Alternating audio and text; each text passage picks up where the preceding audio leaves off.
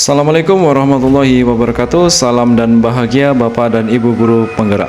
Saya Agus Wiratno, CGP Angkatan 11 dari SMA Negeri 1 Tanjung Palas, Kabupaten Bulungan, Provinsi Kalimantan Utara, akan memaparkan demonstrasi kontekstual visi guru penggerak.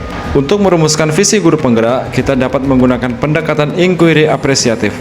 Pendekatan ini mengidentifikasi hal-hal baik yang sudah ada di sekolah dan mencari cara agar hal-hal tersebut dapat dipertahankan dan memunculkan strategi untuk mewujudkan perubahan ke arah yang lebih baik. Agar kita dapat menerapkan pendekatan inquiry apresiatif, yang dilakukan adalah melalui metode Bagja.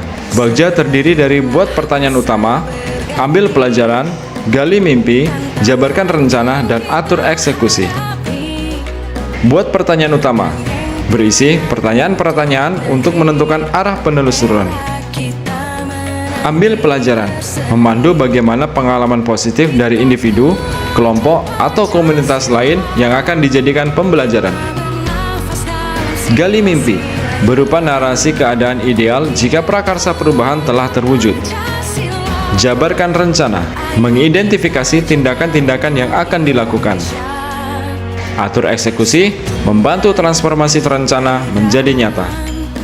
Berikut merupakan visi guru penggerak yang telah saya rumuskan, yaitu terwujudnya peserta didik yang mandiri dan bertanggung jawab. Untuk mewujudkan visi saya tersebut, saya membuat prakarsa perubahan, yaitu meningkatkan integritas dan kedisiplinan peserta didik melalui Contextual Teaching and Learning atau CTL di kelas. Adapun tahapan Bagja yang saya buat adalah sebagai berikut.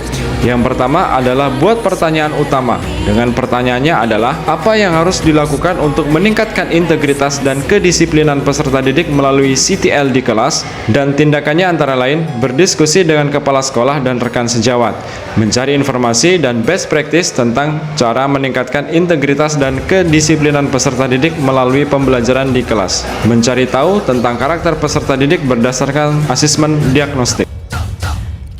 Yang kedua adalah ambil pelajaran. Dengan pertanyaannya adalah, siapakah warga sekolah yang memiliki integritas dan kedisiplinan?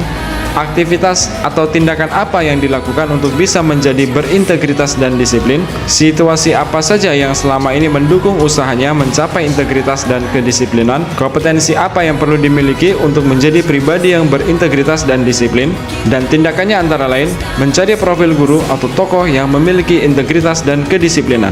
Mencari tahu tips bagaimana guru atau tokoh tersebut menjadi pribadi yang berintegritas dan disiplin. Mencari referensi atau media yang sesuai dengan peningkatan integritas dan kedisiplinan peserta didik. Yang ketiga adalah gali mimpi.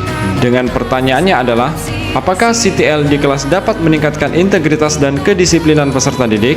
Bagaimana agar CTL dapat meningkatkan integritas dan kedisiplinan peserta didik? Apakah ada keterkaitan antara CTL dengan dimensi profil pelajar Pancasila?